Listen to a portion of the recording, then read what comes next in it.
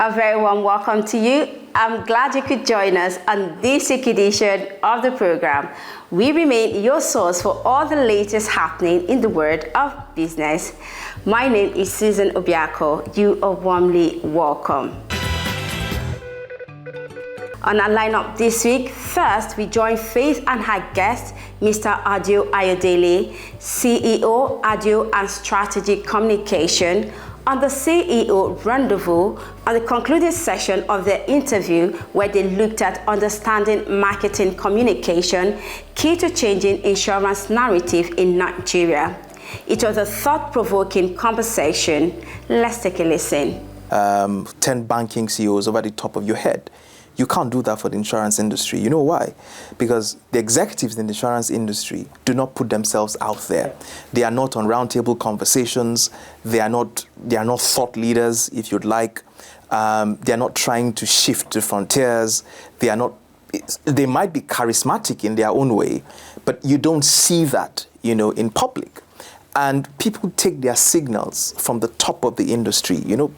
People like to see Tony Elumelu and feel good, and it translates, it feeds off to UBA, right? People know Jimovia, for instance. The late Herbert Wige, people knew him, a lot because he was on panels, and doing interviews and doing things like that. It just doesn't happen in the insurance industry. So you can't keep complaining about a problem that you have not deliberately tried to fix. On this week's edition, also, we bring you a highlight from the 2024 Catalyzing Conversation Summit that was held recently at the Balmoral Center, Victoria Island, under the theme, Building Bridges, Co-Creating a Unified Ecosystem. The theme highlights the importance of collaboration as key to unlocking sustained growth and innovation in today's fast-changing business world. As always, it was a gathering of high-impact entrepreneurs, influential business leaders, and forward-thinking policy makers. Let's check out ISAPS. It says strategy is what you decide not to do in order to be able to do what you want to do. So strategy is what you decide not to do in order to be able to do what you want. What more can I say than to urge you to sit back, relax, and enjoy the show. Details in a moment. Please stay with us.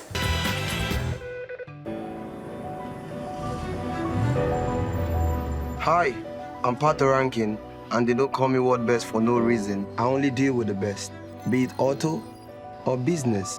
100% claim is always guaranteed.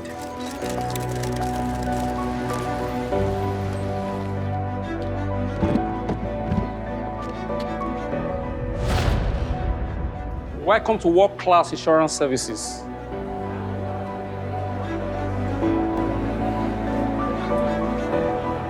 We are Anchor Insurance, where insurance truly works.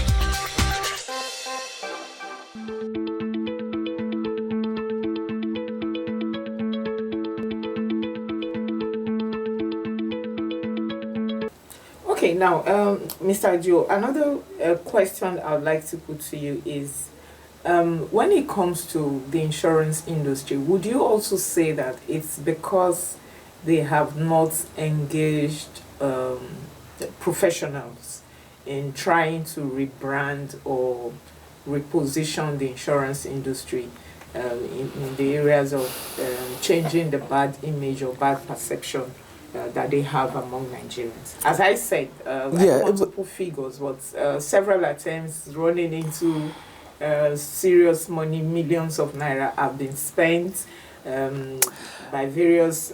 so I don't think that, I wouldn't say that they haven't hired consultants or they haven't tried to engage marketing professionals or branding experts. It would be unfair to say that. And it would also be unfair to say that these brand and marketing professionals would not have delivered on their terms of reference. What I would say is that there is a cultural problem in the insurance industry. And you know, culture would always eat strategy for breakfast. The prevailing culture in the insurance industry does not allow for such creativity and dynamism that can be expressed through marketing. That really is the problem. And until that culture is fixed, you're likely not to see a dramatic turnaround in the insurance business. Now, insurance operators are also ready to tell you that in time past, insurance agents or brokers, they used to go around with briefcases, their shoes looking worn out and all of that. But all that has also changed in the way they dress, in the way they appear, and even in the way they do their policy wording, because people used to complain in the past of tiny prints and all of that. They keep saying that all these things have changed, we are making efforts, but people are just not trusting of the insurance industry or what they do or the nature of their business. It's funny because you can't keep saying that you are changing. You know, there's a familiar thing that we use in marketing and in storytelling, if you like, that show, don't tell, right? Okay. So people will see if you have changed, or indeed if you have transformed your operations or your outlook or your worldview. It will be noticeable by people, but it will become easily noticeable when you start to tell the story. Now, take for instance, over the top of your head, you will be able to mention 10 executives who are bankers, like 10 CEOs, 10 banking CEOs over the top of your head. You can't do that for the insurance industry. You know why?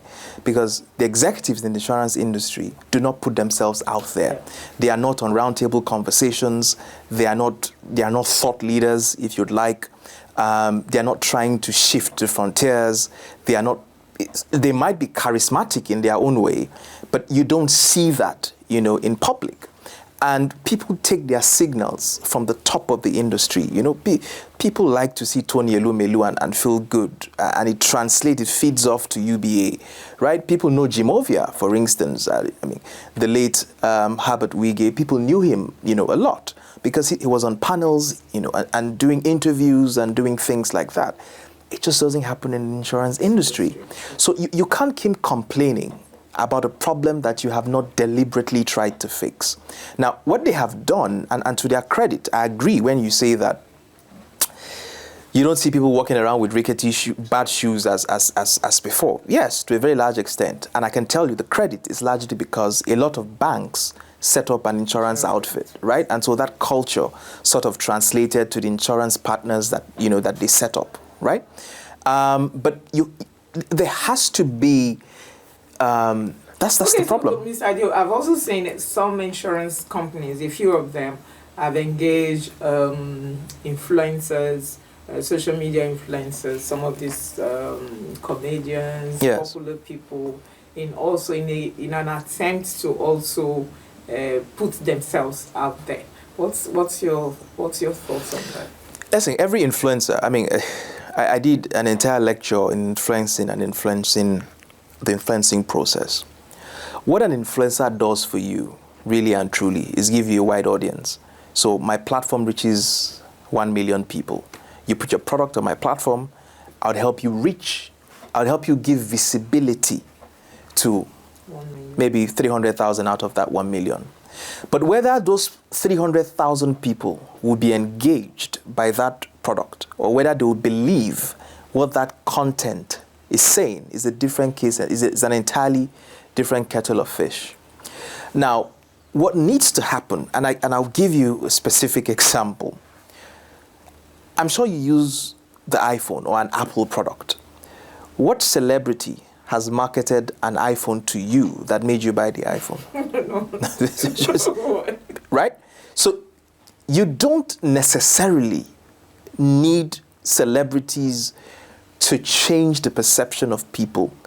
The organization as a collective and as individual organizations will have to do the heavy lifting of changing their internal culture, of investing in marketing, of taking organizational branding very seriously and building their reputation. Now, once you do that, that will then cascade. Stop trying to sell through these influencers. Try to build a relationship through them. Try to connect through them.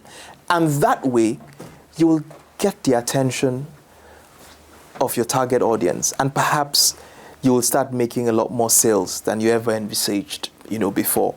So if I were an executive in the insurance business trying to force a radical transformation, I will tell them, what if today the government suspended motor insurance that were mandated on third-party insurance?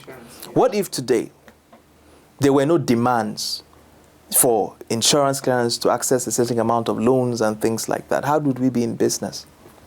Would we be able to convince Emeka in Alaba International to insure his shop?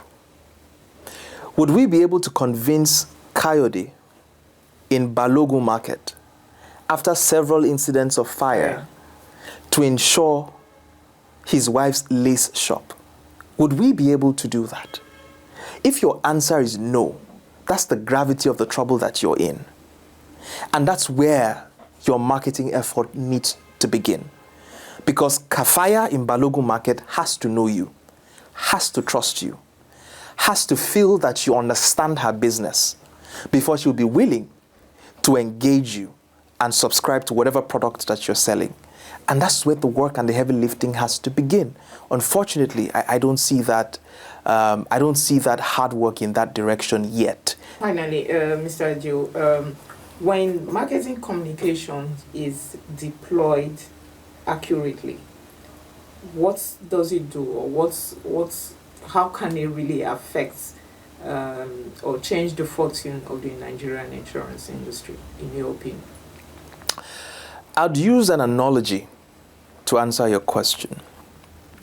If I showed you 3 shoes, 3 random shoes that look similar, and I told you one was made in Italy, and I told you one was made in Singapore, and I told you one was made in Australia, which would you pick? The one made in Italy. It's as simple as ABC. You've just answered the question. The reason you picked the one that was made in Italy is because your subconscious tells you that Italians are craft masters and they've produced quality Italian shoes over the years, and they've rammed that into your subconscious, that it doesn't matter how good the shoe from Singapore is, your subconscious tells you that what is coming from Italy will surely be better if it's about shoes, right? So this is the kind of marketing. This is what marketing does. It enters the subconscious, of a market segment and determines the consumer behavior. So over time, your product becomes synonymous with a particular category, such that when people think about noodles, they think about Indomie, right? When they think about a detergent to clean their toilets, they think about Hypo. So your product now becomes synonymous, with the problem that the customer is trying to solve. So that's what marketing does, for any business, for any company, for any individual. And that's the same thing, and that's the value that is going to bring to the insurance industries. All right, moving on, we bring you highlights from the 2024 Catalyzing Conversation Summit. The high-powered speakers and panel discussants for this year were Mr. Tony Ovioso, founder and group CEO, Paga, Mr. Bolaji Balogun, CEO, Chapel Hill, Denham, Mr. Peter Njonjo, founder, Celu Groups, and a host of others. Happy viewing.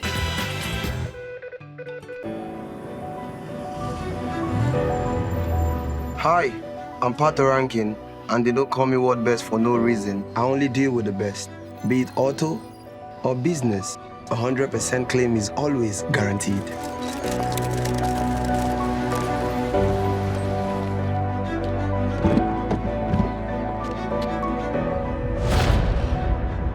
Welcome to world-class insurance services.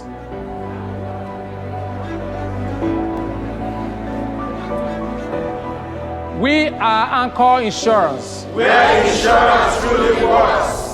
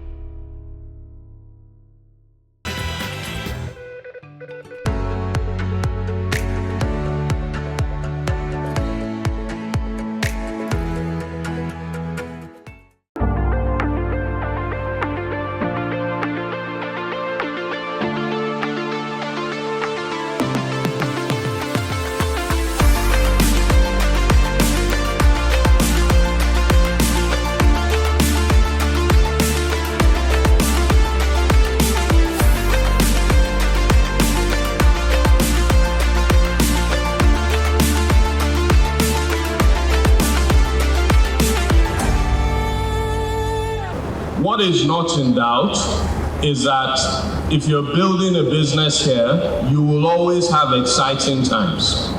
And you could have gone to the best business schools in the world. Those business schools would never ever have prepared you for running a business in Nigeria. But what I will say is that notwithstanding all of the excitement, if you do succeed in building and scaling a business properly here, it will be a very, very valuable business on a global scale. And what does it take to scale? And I'd just like to leave us with three simple messages and three simple lessons. The first element that I think is really, really important is one that we don't talk about so much, which is really around governance. And how would I describe governance? People try to come up with all sorts of complicated explanations, for defining governance. And I simply define governance in some simple rules. If it makes you feel uncomfortable, then it probably isn't right. If you wouldn't want to be on the receiving end of it, then it probably is not right. The second reason why businesses will scale here is 2 C's that I always focus on. And I think these 2 C's are more fundamental than everything else when you invest in a business. And it's character and it's competence. The first, you can never buy and you can never train. The second, you can go to school and loads of good businesses will help you build it. Every single time that you find a founder who has that beautiful combination of character and competence, back them and back them with a lot of money. That Africa doesn't have a banking problem. We have an access to finance problem, and it's across all socioeconomic levels. I think if you spoke to Aliko today, he would tell you his issues in getting finance, right? And it's everyone that has it at different levels. So Africa has a prolonged financial access problem. Let's start with Nigeria. Nigeria is the largest country in Africa, and also now I think probably the fourth largest GDP, right, after inflation. But one of the interesting things about Nigeria is the fact that it's the youngest population in the world. Now, there's 135 million planned people in Nigeria, and just with population growth, we're going to get 3 million every year add to that. But Nigeria has many problems. One of which is that people do not have access to credit, or there are no credit cards, and this makes it very difficult for people to actually operate. Just to give you an example, for every one ATM there is in Nigeria, we have 10 in the US. So access to cash is very difficult, and it creates financial stagnation. Now, one company alone cannot solve the financial access problem of Africa. And it takes collaboration across many companies, with each company doing their part very well, and everyone coming together to work towards a greater good. And this is the approach that we are taking at PAGA. We strongly believe that when you collaborate, you lift all boats, not just our own boat. And this is the approach that we've taken. We've had many successes with collaborations, but we've also had our fair share of failures.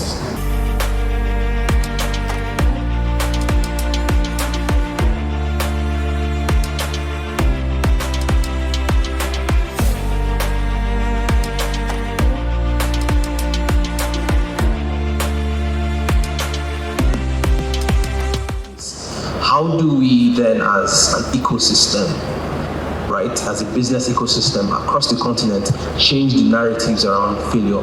How can we make it more comfortable for entrepreneurs and just people that we've placed on pedestals to talk about these things so that we can all learn collectively?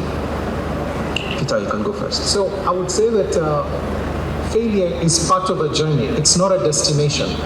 So, and if we continue viewing failure as a destination, we will never then take away the stigma from it. So, and that's the way I look at it, because, and I was reading an interesting article, and many of you know Michael Jordan, and in 300 games, he missed 9,000 shots.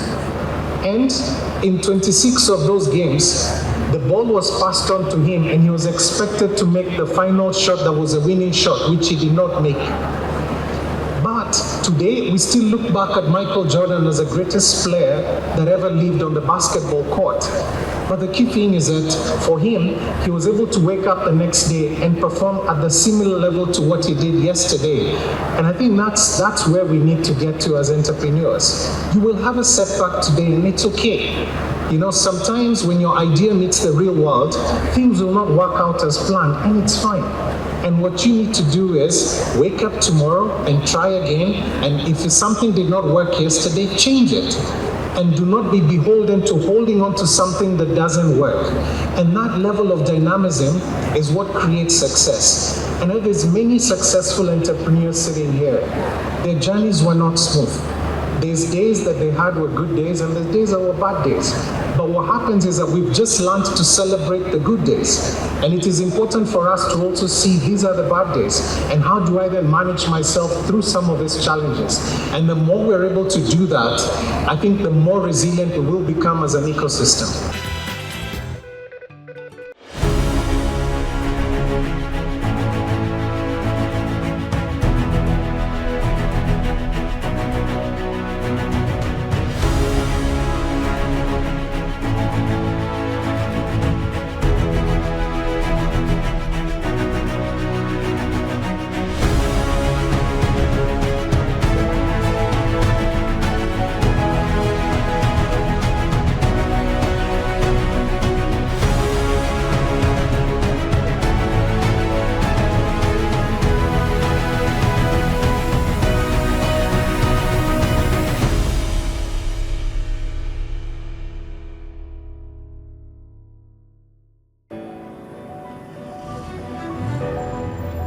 Hi, I'm Pato Rankin, and they don't call me World Best for no reason. I only deal with the best.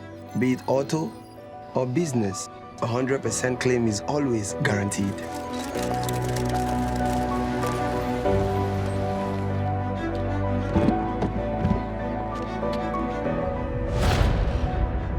Welcome to world-class insurance services.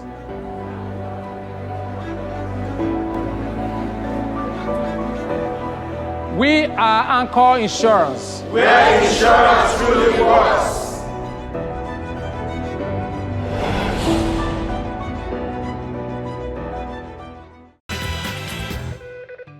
All right, that's our time on the program this week. The countdown for the 2024 Almond Insurance Industry Award has begun.